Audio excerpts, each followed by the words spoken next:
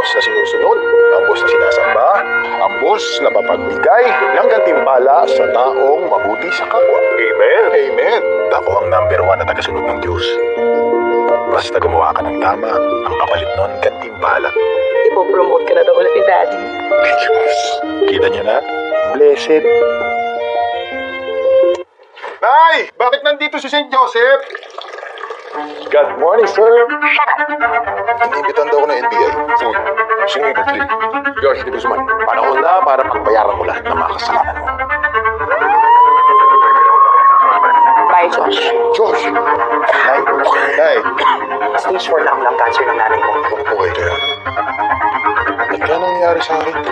Wala naman akong ginagawang masama. Wala ka pa.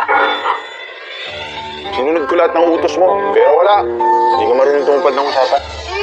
Wala ngayon, hindi na kita susundin, hindi kita sasambahin. Hi, Josh. I'm Genesis.